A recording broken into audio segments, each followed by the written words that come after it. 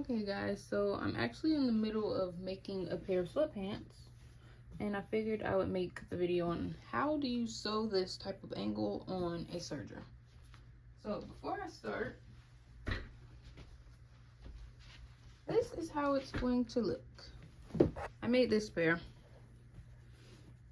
and yes, it is possible. So that's how it's going to look, just a little different. Okay, so I'm going to give you a verbal explanation and then I'm going to show you. So all you're going to do is make right sides facing. You're going to line up this first part. So this way, stop right here. And then sew that way. Then when you flip it down, it should look similar to the first one I showed you.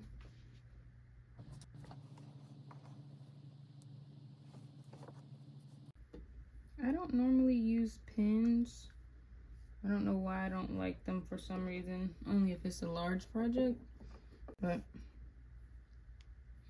you're welcome to pin it if that makes you feel more comfortable or if it's easier, because not pinning it kind of makes it harder on myself, to be honest. But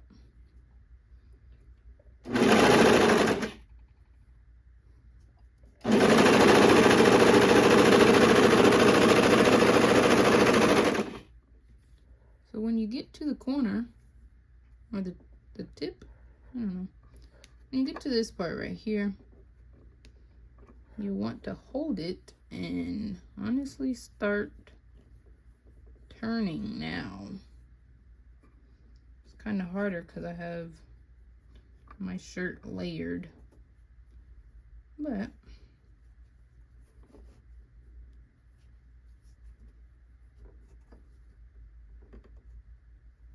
right now I'm just flattening out that part so I don't make a ripple.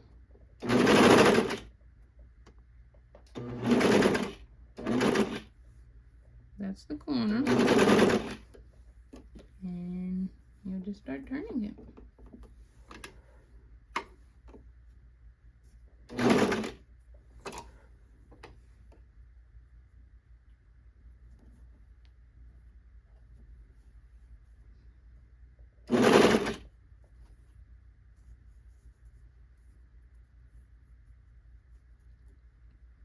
My angles didn't exactly line up perfectly, but it should be okay. I'm just hoping I'm not sewing a ripple.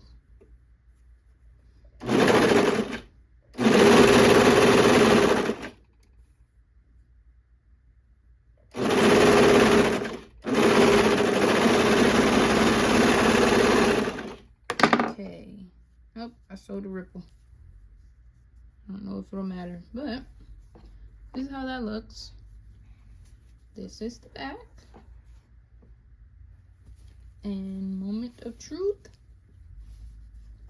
Yep, perfect. Or you could top stitch this part to keep it flat, or you could just iron it. I'm gonna iron it. And then if you're wondering, these will get cut off when I sew the pants legs together. But worked out. And the back. And I just did a quick iron. This is how it looks. Flat, seamless.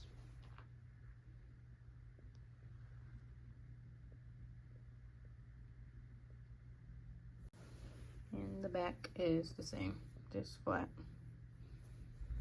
And this is how it turned out. Check out my waistband tutorial. It also covers how to do cuffed ankles. And then I also have a inseam pocket tutorial. So, thanks for watching. Peace.